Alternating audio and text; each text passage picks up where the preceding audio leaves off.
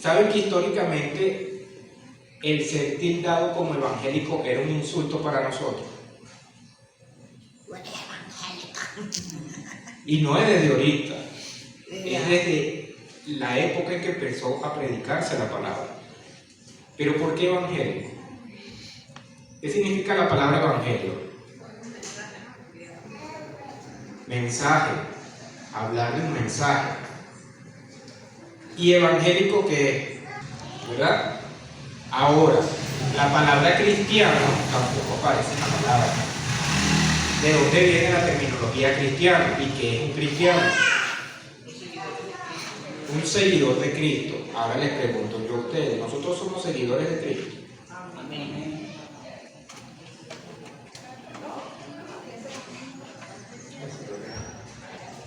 Yo voy, como diría por ahí, yo voy detrás de la ambulancia o en la ambulancia. Porque si Dios pagó con precio de sangre por mi vida, eso me convierte ¿en qué? En un hijo. Adoptivo, pero hijo. Históricamente un hijo adoptivo tiene mucha más responsabilidad que un hijo legal. ¿Verdad? ¿Tampoco lo sabía? Es mejor ser adoptado que legítimo, ¿no? Hay mucha más responsabilidad y mucha más ganancia. Si ven en historia, van a darse cuenta de eso. Entonces nosotros somos adoptados. Pero nosotros somos hijos.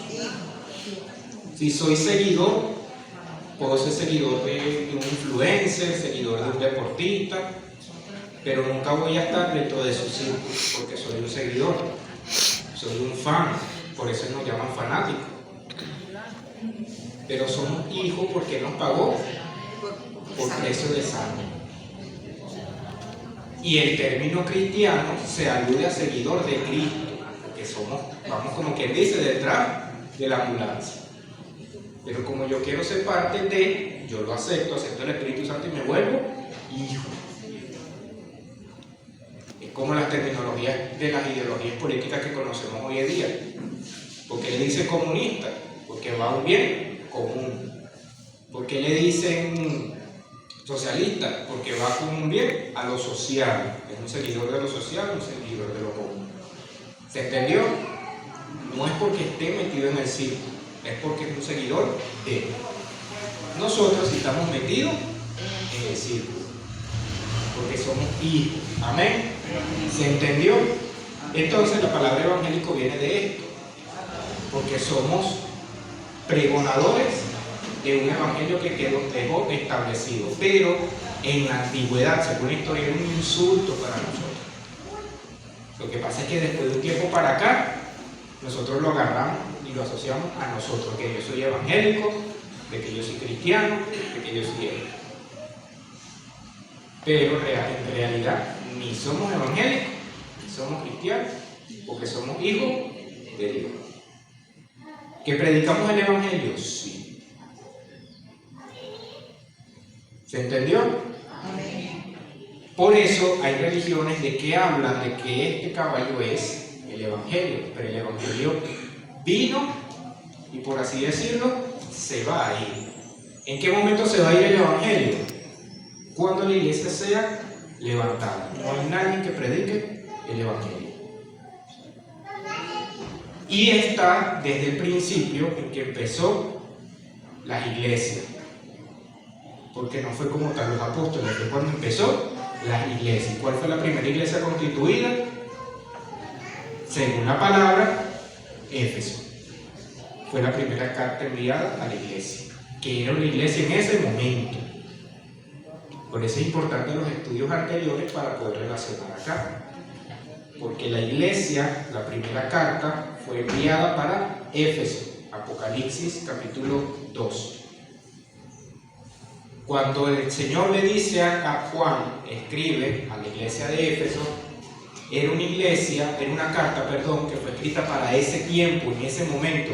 Escríbela y mándala de una vez, porque está pasando esto. Era el primer amor, porque eran recientico, era un pan caliente que habían visto con sus propios ojos a Cristo. pero estaban empezando a incurrir en alguna falta y el Señor dijo, escríbelo. Y vamos a aprovechar a escribir a las otras 6, que eran para ese tiempo, y como les dije anteriormente, son cartas que tienen doble profecía, para ese tiempo y un tiempo futuro. Y así conocemos que la última carta, la Odisea, fue para aquel tiempo en el que en la iglesia que fue escrita, y es para este tiempo. Terminando capítulo 3 del libro Apocalipsis, la iglesia es arrebatada y empezamos con el capítulo 4. El Señor empieza a mostrar las cosas que van a suceder. ¿Se entendió? Entonces, sabemos que no es el Evangelio este dinero.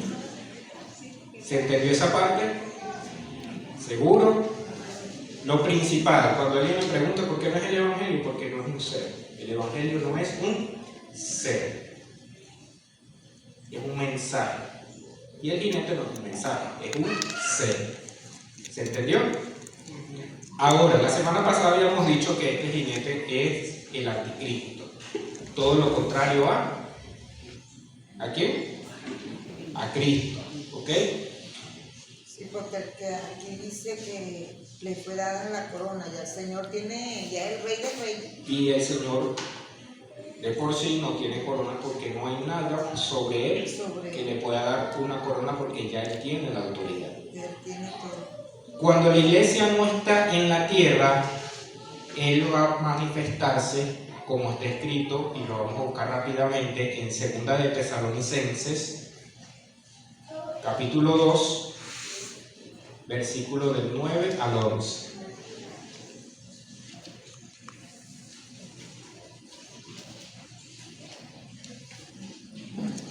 Vamos a desarrollar este punto para dejar claro de que este jinete es el anticristo. Ya hemos venido hablando de este ser 3, 4 estudios atrás, desde el año pasado. Hemos hablado sobre las características del anticristo, por qué el anticristo, de dónde va a salir el anticristo y todo esto. Quienes no han estado en esa clase pueden buscar en YouTube donde aparecen estos estudios a través de la cuenta de la iglesia y lo van a conseguir. 2 de Tesalonicenses, capítulo 2, versículo del 3 al 10.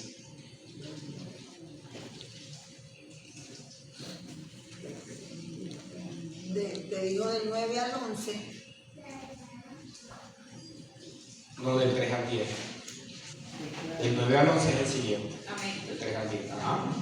Nadie os engañe en ninguna manera, porque no vendrá sin que antes venga la apostasía y se manifieste el hombre de pecado. Ok, ya va. ¿Qué es apostasía?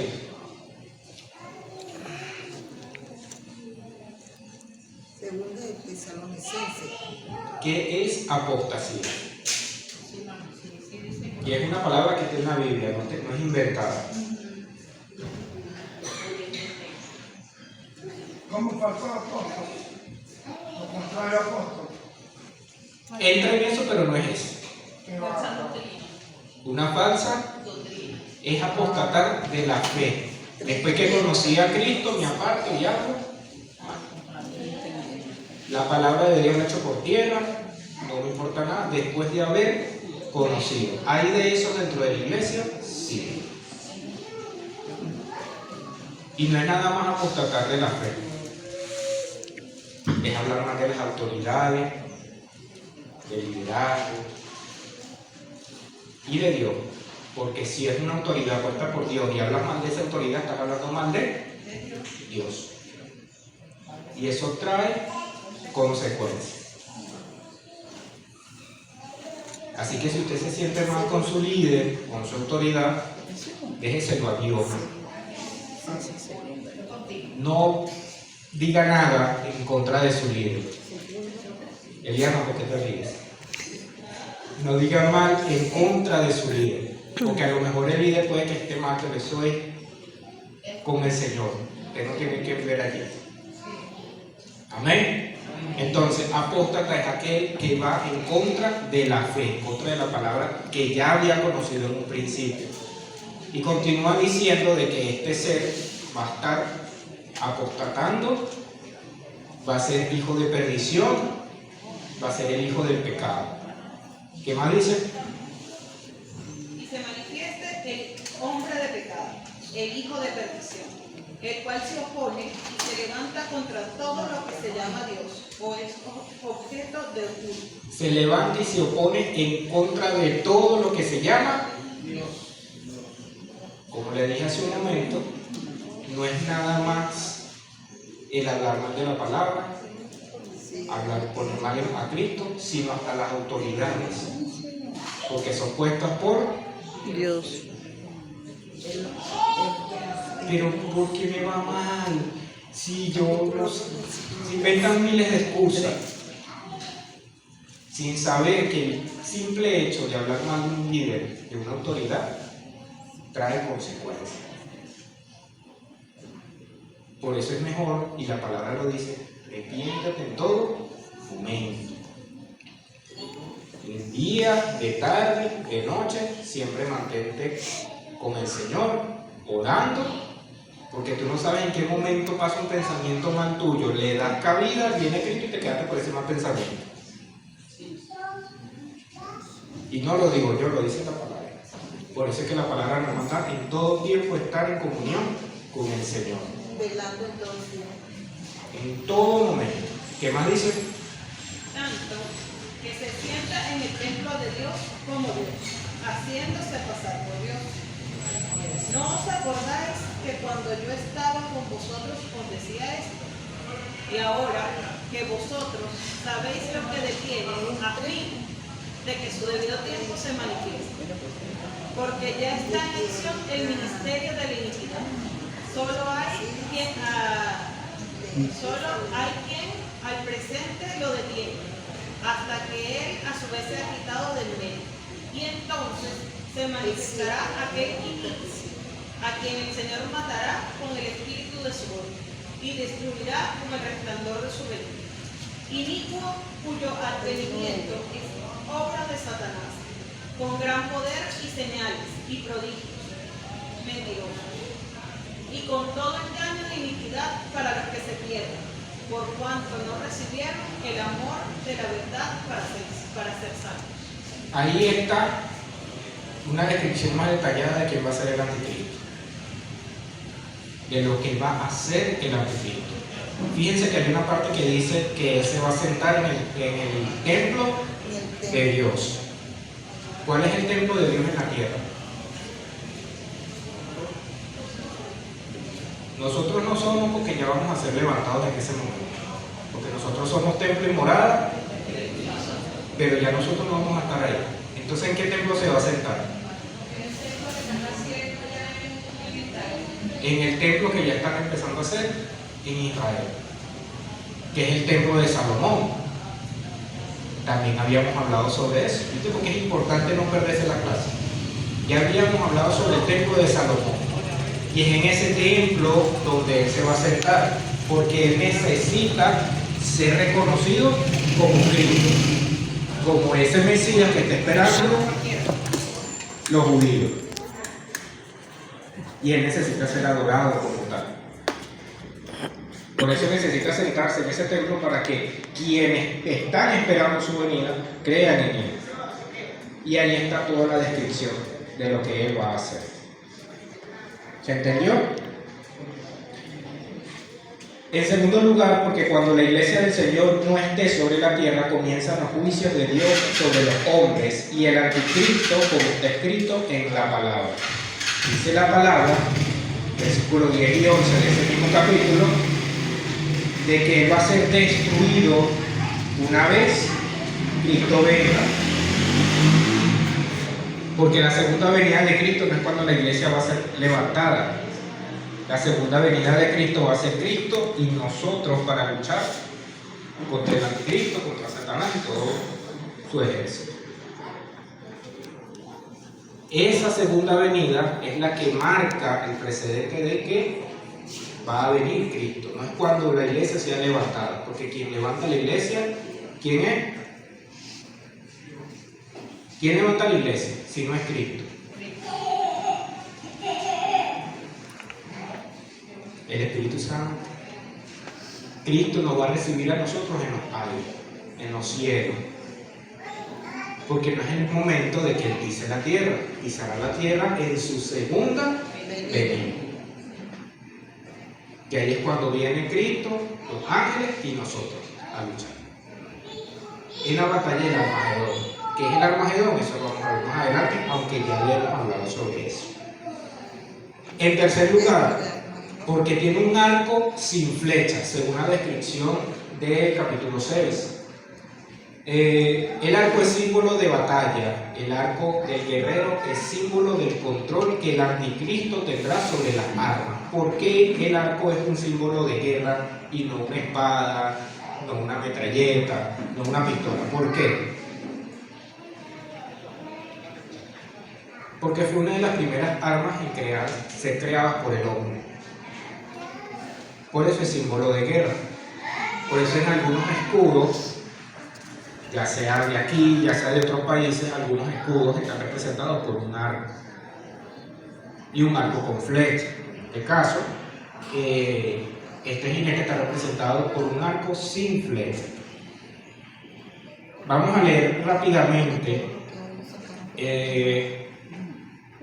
Daniel 8 del 23 al 24 y Apocalipsis 13, 4.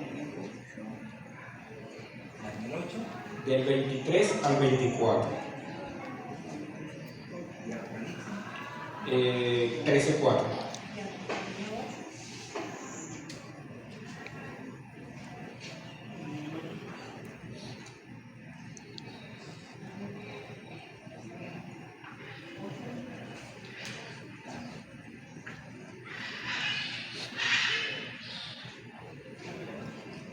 Amén. Ajá, léalo. Leo. Amén. Y al fin del reinado de este, cuando las transgresores lleguen al colmo, se levantará un rey altivo de rostro y entendido en enigmas, y su poder se fortalecerá más, no con fuerza propia, y causará grandes ruinas y prosperará y hará arbitrariamente y destruirá a los fuertes y a los pueblos de los santos. Esto es una profecía de Daniel en cuanto ni siquiera este tiempo, sino un tiempo más futuro. ¿Dónde está hablando del anticristo? Un hombre entendido en enigmas. ¿Qué es enigmas? Misterios, cosas que nosotros no podamos comprender. Él va a saber de todo esto. O sea que, según ellos, porque son varios que lo describen, va a ser un hombre súper inteligente, va a ser sabio, Porque dice que y es una manera de ganarse a este pueblo. aumentará más y más y más.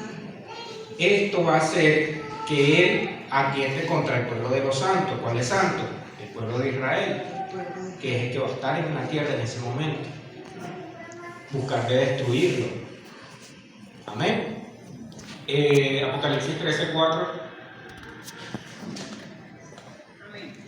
Y adoraron al dragón, que había dado autoridad a la bestia.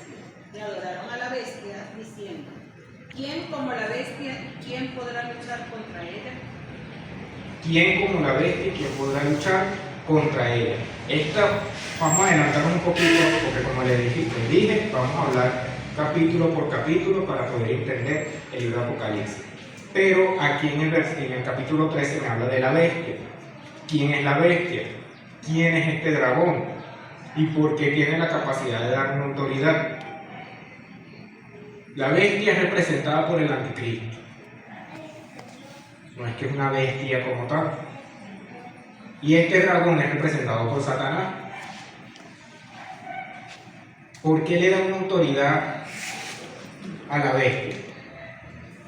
Porque así como nosotros tenemos nuestra Trinidad, Padre, Hijo y Espíritu Santo, también existe la Trinidad satánica. Y el anticristo es parte de esta Trinidad. Y Satanás le da autoridad, pero es una autoridad permisiva de parte de Dios. Porque si no, no tuviera autoridad para absolutamente nada. Él entrega una autoridad a la bestia para que él pueda hacer sobre la tierra. Porque ya es su momento de autoridad en la tierra. Porque la iglesia no va a estar, como decía 2 Tesalonicenses, él no va a actuar mientras nosotros estemos aquí. En el momento en que nosotros partamos de aquí, ahí él va a tomar la autoridad de la tierra. Porque ahorita la tenemos nosotros. ¿Se entendió? Es como dicen por ahí, cuando no está el gato, los ratones hacen fiesta. Y bastante bien. Nosotros no estaremos, no va a haber un dueño directo ya dentro, como decíamos la semana pasada, sobre el título de propiedad en la tierra, y él va a ser desarrollado. Ahí él va a aprovechar. Amén. En cuarto lugar, porque se le dio una corona. ¿Por qué se le da una corona? Primero, la corona es símbolo de victoria y grandes conquistas. Cuando el anticristo aparezca, conquistará a muchas naciones. Él necesita unir naciones y reinos para hacerse de un poder, para hacerse de un lugar, de un dominio. En ese momento va a haber un desorden social y político, porque la mitad de la humanidad va a desaparecer y él necesita tomar el control para sí y controlar lo que quede. Por eso necesita unir a estas naciones y hacerse de un legado. En quinto lugar, salió venciendo. Esto significa que el anticristo saldrá venciendo, pero ¿a quién va a vencer? A las naciones y a los santos, como decíamos hace un momento en el libro de Daniel y en Apocalipsis. También dice para vencer. ¿Qué significa? Que no ha vencido. ¿A quién no ha vencido? A Israel y a Cristo. En ningún momento va a poder vencer a Cristo. Porque si no pudo en el pasado, desde mucho antes de su nacimiento, que buscó de atentar contra él, mucho menos ahora que ya está. No como el Mesías, porque ya no es un Mesías, ahora él es un rey. Y él va a venir como un guerrero. ¿Se entendió? Ok. ¿Por qué el anticristo viene montado en un caballo blanco? El caballo blanco es símbolo de conquista y el anticristo será un conquistador. Cada libertador, cada rey que presenció una guerra, que estuvo en una guerra y que salió victorioso en aquellos tiempos que no existían carros, no existían tanques ni nada de eso, siempre eran representados o siempre montaban un caballo blanco. Como para muestra un botón, el libertador de Venezuela. Simón Bolívar tenía su caballo blanco. Napoleón tenía un caballo blanco. Esto es un símbolo de conquista. ¿Por qué siempre el diablo ha querido imitar a Cristo? El blanco es símbolo de pureza, de conquista y de victoria. El anticristo tratará de imitar a Cristo. Por eso es llamado anticristo. Todo lo contrario a Cristo. Y buscará de imitar todas las cosas que él haga, inclusive sanaciones, incluso resurrecciones, que lo va a hacer para poder engañar al pueblo que queda y lo pueda seguir. Ok, el anticristo es la segunda persona de la Trinidad satánica. El anticristo es la reencarnación de Satanás y el anticristo es la manifestación visible del diablo. Es el que nosotros veremos, así como nosotros no podemos ver a Jehová directamente, él se hizo hombre, conocemos a Cristo para que le pudiesen ver. Va a ser lo mismo que hizo el Señor. ¿Qué significa la palabra anticristo? La palabra anti significa contrariedad o en contra. La palabra Cristo significa ungido. El anticristo aparecerá montado en un caballo blanco porque el caballo blanco, aparte de representar conquista, también es símbolo de paz. Y cuando aparezca el anticristo vendrá trayendo paz, pero será una paz momentánea. ¿Por qué se necesita paz? Porque va a haber un caos, como le dije en su momento, ya que la humanidad, la mitad de la humanidad desapareció. Y él necesita implementar paz. pero va a ser una paz momentánea. Si leemos Daniel 9, vamos a darnos cuenta de que esta va a estar radicado en 7 años. 3 años y medio de paz y 3 años y medio de guerra. ¿Se entendió? Creo que no se entendió. ¿Se entendió? Nosotros tenemos ahorita, sin saberlo, amarrado al anticristo. Aunque ya ahorita está en auge. Ya está ahorita gobernando, ha salido en televisión y todo, y nosotros no nos hemos dado cuenta. Porque la palabra dice que nosotros no lo vamos a conocer. Pero